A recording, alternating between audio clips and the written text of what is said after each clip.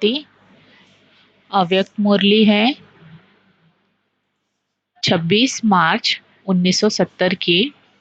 Heading है मुरली की महारथी पन के गुण और कर्तव्य। महारथी पन के गुण और कर्तव्य 26/3/1970। आज बोलना है व बोलने से परे जाना है। बोलने से परे अवस्था अच्छी लगती है वह बोलने की अच्छी लगती है। दोनों में से ज्यादा कौन सी अच्छी लगती है? बोलते हुए भी बोले से परे की स्थिति हो सकती है। बोलते हुए भी बोलने से परे की स्थिति हो सकती है। दोनों का साथ हो सकता है। वह तब जब न बोले तब परे अवस्था हो सकती है। हो सकती है तो कब होगी? इस स्थिति में स्थित होने के लिए कितना समय चाहिए? अब हो सकती है। कुछ मास व कुछ वर्ष चाहिए। प्रैक्टिस अभी शुरू हो सकती है कि कारोबार में नहीं हो सकती। अगर हो सकती है तो अब से ही हो सकती है। जो महारथी कहलाए जाते हैं उनकी प्रैक्टिस और प्रैक्टिकल साथ साथ होना चाहिए। महारथी और घोड़ेसवार में अंतर ही यह होता है। महारथियों की निशानी होगी प्रैक्टिस की और प्रैक्टिकल हुआ। महारथियों की निशानी होगी प्रैक्टिस की और प्रैक्टिकल हुआ। घोड़ेसवार प्रैक्टिस करने के बाद प्रैक्टिकल में आएंगे और प्यादे प्लान ही सोचते रहेंगे। यह अंतर होता है। बच्चों को मुख से यह शब्द भी नहीं बोलना चाहिए कि अटेंशन है, प्रैक्टिस करेंगे। अभी वह स्थिति भी पार हो गई। अभी तो जो संकल्प हो वह कर्म हो। संकल्प और कर्म में अंतर नहीं होना चाहिए। वह बचपन की बातें हैं। संकल्प करना, प्लान्स बनाना, फिर उस पर चलना अब वह दिन नहीं। अब पढ़ाई कहाँ तक पहुंची है? अब तो अंतिम स्टेज पर है। महारथीपन के क्या गुण और कर्तव्य होते हैं, इसको भी ध्यान देना है। आज वही सुनाने और अंतिम स्थिति के स्वरूप का साक्षात्कार कराने आए हैं। सर्विसेबल क्या कर सकते हैं, क्या नहीं कर सकते हैं, क्या कर सकते हैं, क्या नहीं कर सकते हैं। अब से धारणा करने से ही अंतिम मूर्त बनेंगे। अब से धारणा करने से ही अंतिम मूर्त बनेंगे। साकार सबूत देखा ना। प्रैक्टिस और प्रैक्टिकल एक समान था कि अलग अलग था? जो सोच वही कर्म था। बच्चों का कर्तव्य ही है फॉलो करना। पाँव के ऊपर पाँव। फुल फुल स्टेप लेने का अर्थ ही है पाँव के ऊपर पाँव। जैसे कि वैसे फॉलो करेंगे। वह स्टेज कब आएगी? महारथियों के मुख से कब शब्द ही कमजोरी सिद्ध करता है। एक होता करके दिखाएंगे, एक होता है हाँ करेंगे, सोचेंगे, हिम्मत है लेकिन फेथ नहीं। फेथफुल के बोल ऐसे नहीं होते। फेथफुल का अर्थ ही है निश्चय बुद्धि। मन वचन कर्म, यह हर बात में निश्चय बुद्धि। सिर्फ ज्ञान और बाप का परिचय इतने तक निश्चय बुद्धि नहीं, लेकिन उनका संकल्प भी निश्चय बुद्धि। वाणी में भी निश्चय। कभी भी कोई बोल ना हिम्मतहीन का नहीं, उसको कहा जाता है महारथी। महारथी का अर्थ ही है महान। आपस में क्या क्या प्लान बनाया है? ऐसा प्लान बनाया जो इस प्लान से नई दुनिया का प्लान प्रैक्टिकल में हो जाए। नई दुनिया का प्लान प्रैक्टिकल में आना अर्थात पुरानी दुनिया की कोई भी बात फिर से प्रैक्टिकल में न आए। सब लोग कहते हैं, फिर कोई मन में कहते हैं, कोई मुख से कहते हैं कि प्लान्स तो बहुत बनते हैं और प्रैक्टिकल में देखें। लेकिन यह संकल्प भी सदा के लिए मिटाना, यह महारथी का काम है। सभी की नजर अभी भी मधुबन में विशेष मुख्य रत्नों पर है। तो उस नजर में ऐसे दिखाना है जो उनको नजर आप लोगों की बदली हुई नजरों को ही देखे। तो अब वह पुरानी नजर नहीं, पुरानी वृत्ति नहीं, तब अंतिम नगाड़ा बजेगा। यह संगठन कॉमन नहीं है, यह संगठन कमाल का है। इस संगठन से ऐसा स्वरूप बनकर निकलना है जो सभी को साक्षात बाप दादा के ही बोल महसूस हो। बाप दादा के संस्कार सभी के संस्कारों में देखने में आए, अपने संस्कार नहीं। सभी संस्कारों को मिटाकर कौन से संस्कार भरने हैं? बाप दादा के। तो बाप सभी को साक्षात्कार हो कि यह साक्षात बाप दादा बनकर ही निकले हैं। ऐसा सभी को कराना है। कोई भी पुराना संकल्प व संस्कार सामने आए ही नहीं। पहले ये भेंट करो, यह बाप दादा के संस्कार है। अगर बाप दादा के संस्कार नहीं तो उन संस्कारों को टच भी नहीं करो। बुद्धि में संकल्प रूपी रूप से ही टच न हो। जैसे क्रिमिनल चीज को टच नहीं करते हो, वैसे ही अगर बाप दादा के समान संस्कार नहीं है तो उन संस्कारों को भी टच नहीं करना है। जैसे नियम रखते हो ना कि यह नहीं करना है, तो फिर भल क्या भी परिस्थिति आती है लेकिन वह आप नहीं करते हो, परिस्थिति का सामना करते हो क्योंकि लक्ष्य है ये करना है। वैसे ही जो अपने संस्कार बाप दादा के समान नहीं है उनको बिल्कुल टच नहीं करना है। ऐसे समझो देह और देह के संबंध ये सीढ़ी तो चढ़ चुके हो, लेकिन अब बुद्धि में भी संस्कार इमर्ज न हो। जैसे संस्कार होंगे वैसा स्वरूप होगा। किसके संस्कार सरल मधुर होते हैं तो वह संस्कार स्वरूप में आते हैं। किसके संस्कार सरल मधुर होते हैं तो वह संस्कार स्वरूप में आते हैं। जब संस्कार बाप दादा के समान बन जाएंगे तो बाप दादा के स्वरूप सभी को देखने में आएंगे। जैसे बाप दादा वैसे हूबहू वही गुण, वही कर्तव्य, वही बोल, वही संकल्प होने चाहिए, फिर सभी के मुख से निकलेगा यह तो वही लगते हैं। सूरत अलग होगी, सीरत वही होगी, लेकिन सूरत में सीरत आनी चाहिए। अब बाप दादा बच्चों से यही उम्मीद रखते हैं। सभी है ही स्नेही सफलता के सितारे, पुरुषार्थी सितारे। सर्विसेबल बच्चों का पुरुषार्थ सफलता सहित होता है। निमित्त पुरुषार्थ करेंगे लेकिन सफलता है ही है। अब समझा क्या करना है। जो सोचेंगे, जो कहेंगे वही करेंगे। जब ऐसे शब्द सुनते हैं कि सोचेंगे, देखेंगे, विचार तो ऐसा है, तो हंसते हैं। अब तक यह क्यों? अब यह बातें ऐसी लगती है जैसे बुजुर्ग होने की बात कोई गुड़ियों का खेल करे तो क्या लगता है। तो बाप दादा भी मुस्कुराते हैं। बुजुर्ग होते भी कभी कभी बचपन का खेल करने में लग जाते हैं। गुड़ियों का खेल क्या होता है मालूम है? सारी जीवन उनकी बना देते हैं। छोटे से बड़ा करते हैं, फिर स्वयंवर करते हैं। वैसे बच्चे भी कई बातों की संकल्पों की रचना करते हैं, फिर उसकी पालना करते हैं, फिर उनको बड़ा करते हैं, फिर उनसे खुद ही तंग हो जाते हैं। तो ये गुड़ियों का खेल नहीं हुआ। खुद ही अपने से आश्चर्य भी खाते हैं। खुद ही अपने से आश्चर्य भी खाते हैं। अब ऐसी रचना नहीं रचनी है। बाप दादा व्यर्थ रचना नहीं रचते हैं और बच्चे भी व्यर्थ रचना रच कर फिर उनसे हटने और मिटने का पुरुषार्थ करते हैं। इसलिए ऐसी रचना नहीं रचनी है। एक सेकंड में सुलटी रचना भी इसलिए ऐसी रचना भी रचनी है। एक सेकंड में सुलटी रचना भी क्विक रचते हैं और सुलटी रचना भी क्विक रचते हैं और उल्टी रचना भी इतनी तेजी से होती है। एक सेकंड में कितने संकल्प चलते हैं। रचना रचकर उसमें समय देकर फिर उनको खत्म करने लिए प्रयत्न करने की आवश्यकता है।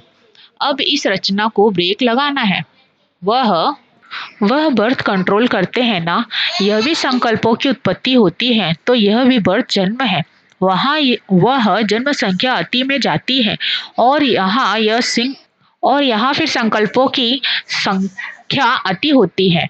अब इसको कंट्रोल करना है। पुरुषार्थ की कमजोरी के कारण संकल्पों की रचना होती है और यहाँ फिर संकल्पों की संख्या अति होती है। अब इसको कंट्रोल करना है। पुरुषार्थ की कमजोरी के कारण संकल्पों की रचना होती है। इसलिए अब इनको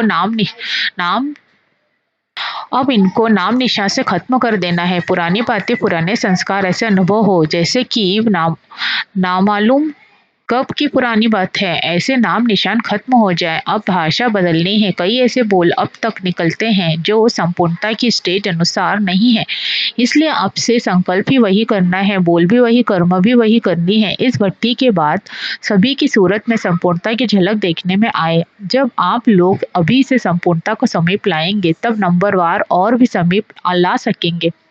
अब आप लोग ही अंत में लाएंगे तो दूसरे क्या करेंगे। अगर आप ही लोग ही अंत में लाएंगे तो दूसरे क्या करेंगे। साकार रूप ने संपूर्णता को साकार में लाया। संपूर्णता साकार रूप में संपन्न देखने में आती है। संपूर्ण और साकार अलग देखने में आता है। वैसे ही आपका साकार स्वरूप अलग देखने में नहीं आए। साकार रूप में मुख्य गुण क्या स्पष्ट देखने में आए। जिस गुण से संपूर्णता समीप देखने में आती थी वह क्या गुण था। जिस गुण को देख सभी कहते थे कि साकार होते भी अव्यक्त अनुभव होता है, वह क्या गुण था। हर एक ने सुनाया। सभी बातों का रहस्य तो एक ही है, लेकिन इस स्थिति को कहा जाता है उपराम। अपने देह से ही उपराम और दृष्टा जो साक्षी बनते हैं उनका ही दृष्टांत देने में आता है, तो साक्षी दृष्टा का सबूत और दृष्टांत के रूप में सामने रखना है। एक तो अपनी बुद्धि से उपराम, संस्कारों से भी उपराम, मेरे संस्कार ही इस मेरेपन से ही उपराम, संस्कारों से भी उपराम, ऐसे संस्कार हैं इस मेरेपन से भी उपराम। मैं यह समझती हूँ इस मैंपन से भी उपराम, मैं तो यह समझती हूँ नहीं, लेकिन समझो बाप दादा की यही श्रीमत है। जब ज्ञान की बुद्धि के बाद मैंपन आता है तो वह मैंपन भी नुकसान करता है। एक तो मैं शरीर हूँ, यह छोड़ना है। दूसरा मैं समझती हूँ मैं ज्ञानी आत्मा हूँ, मैं बुद्धिमान हूँ, यह मैं भी पन भी मिटाना है। जहाँ मैं शब्द आता है वहाँ बाप दादा याद आए, जहाँ मेरी समझ आती है वहाँ श्रीमत याद आए। एक तो मैंपन मिटाना है, दूसरा मेरापन वह भी गिराता है। यह मैं और मेरा, तुम और तेरा, यह 4 शब्द है, इनको मिटाना है। इन 4 शब्दों ने ही संपूर्णता से दूर किया है। इन 4 शब्दों को संपूर्ण मिटाना है। साकार के अंतिम बोल चेक किए, हर बात में क्या सुना, बाबा बाबा। सर्विस में सफलता न होने की कनेक्शन भी कौन सी बात में थी? समझाते थे हर बात में बाबा बाबा कहकर बोलो तो किसको भी तीर लग जाएगा। जब बाबा याद आता तो मैं मेरा तू तेरा खत्म हो जाता है। फिर क्या अवस्था हो जाएगी, सभी बातें प्लेन हो जाएगी। फिर प्लेन याद में ठहर सकेंगे। अभी बिंदी रूप में स्थित होने में मेहनत लगती है ना, क्यों? सारा दिन की स्थिति प्लेन में होने कारण प्लेन याद ठहरती नहीं। कहाँ न कहाँ मैंपन, मेरापन, तू तेरा आ जाता है। शुरू में सुनाया था ना कि सोने की जंजीर भी कम नहीं नहीं वह जंजीर अपने तरफ खींचती है। हर एक अपने को चेक करें। बिल्कुल उपराम बुद्धि, बिल्कुल प्लेन। अगर रास्ता क्लियर होता है तो पहुंचने में कितना टाइम लगता है? उसी रास्ते में रुकावट है तो पहुंचने में भी टाइम लग जाता। रुकावट है तब प्लेन याद में भी रुकावट है। अब इसको मिटाना है। जब आप करेंगे आपको देखकर सभी करेंगे। नंबरवार स्टेज पर पहुंचना है। आप लोग पहुंचेंगे तब दूसरे पहुंचेंगे। नंबरवार स्टेज पर पहुंचना है। आप लोग पहुंचेंगे तब दूसरे पहुंचेंगे। इतनी जिम्मेवारी है। संकल्प में, वाणी में, कर्म में, व संबंध में, व सर्विस में अगर कोई भी हद रह जाती है तो वह बाउंड्रीज जो है वो बाउंडेज में बांध देती है। बेहद की स्थिति में होने से ही बेहद के रूप में स्थित हो जाएंगे। अब जो कुछ खाद है उनको मिटाना है। याद को मिटाने लिए यह भट्टी है। जब संगठन हो तो साक्षात बाप दादा के स्वरूपों का संगठन हो। अब यह संपूर्णता की छाप लगानी है। संपूर्ण अवस्था वर्तमान समय से ही हो, यह है महारथियों का कर्तव्य। अब और क्या करना है? स्कॉलरशिप कौन सा लेते हैं? स्कॉलरशिप लेने वाले का अप्रत्यक्ष साक्षात्कार होता जाएगा। ऐसे नहीं कि बाप दादा गुप्त रहे तो हम बच्चों को भी गुप्त रहना है। नहीं, बच्चों की इसको स्टेज पर प्रत्यक्ष होना है। प्रत्यक्षता बच्चों की होनी है। सर्विस के स्टेज पर भी प्रत्यक्ष कौन है? तो संपूर्णता की प्रत्यक्षता भी स्टेज पर लानी है। ऐसे नहीं समझो अंत तक गुप्त ही रहेंगे। बाप दादा का गुप्त पाठ है, बच्चों का नहीं। तो अब वह प्रत्यक्ष रूप में लाओ। अब मालूम है सर्विस कौन सी करनी है? सम्मेलन किया, बस यही सर्विस है। इनके साथ साथ और श्रेष्ठ सर्विस कौन सी करनी है? अब मुख्य सर्विस है ही अपनी वृत्ति और दृष्टि को पलटाना। यह जो गायन है नजर से निहाल, तो दृष्टि और वृत्ति को सर्विस तो दृष्टि और वृत्ति की सर्विस या प्रैक्टिकल में लानी है। वाचा तो एक साधन है, लेकिन कोई को संपूर्ण स्नेह और संबंध में लाना, इसके लिए वृत्ति और दृष्टि की सर्विस हो। यह सर्विस एक स्थान पर बैठे हुए एक सेकंड में अनेकों की कर सकते हैं। यह प्रत्यक्ष सबूत देखेंगे। जैसे शुरू में बाप दादा का साक्षात्कार घर बैठे हुआ ना, वैसे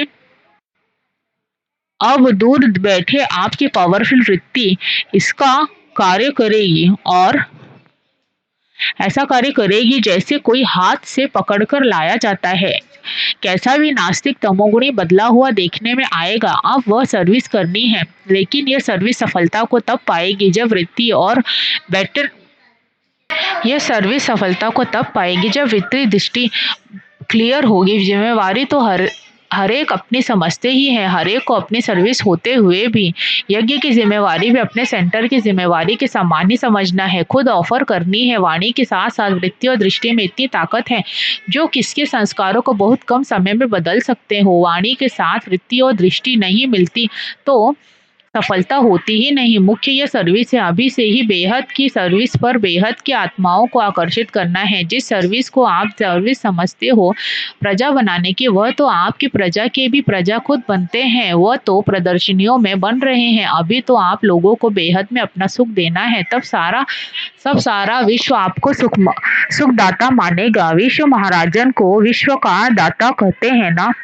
तो अब आप भी सभी को सुख देंगे, तब सभी तुमको सुखदाता मानेंगे। सुख देंगे तब तो मानेंगे, इसलिए अब सुख देंगे तब तो मानेंगे, इसलिए अब आगे बढ़ना है। एक सेकंड में अनेकों की सर्विस कर सकते हो। कोई भी बात में फील करना फेल की निशानी है। कोई भी बात में फील होता है, कोई के संस्कारों में, संपर्क में, कोई की सर्विस में फील किया माना फेल, वह फिर फेल जमा होता है। जैसे आजकल रिवाज है, 3-3 मास में परीक्षा होती है, उसके लिए फेल व पास के नंबर फाइनल में मिलाते हैं। जो बार बार फेल होता है वो फाइनल में भी फेल हो पड़ते हैं। इसलिए बिल्कुल फ्लॉलेस बनना है। जब फ्लॉलेस बने तब समझो फुल पास। कोई भी फ्लो होगा तो फुल पास नहीं होंगे। अच्छा, ओम शांति।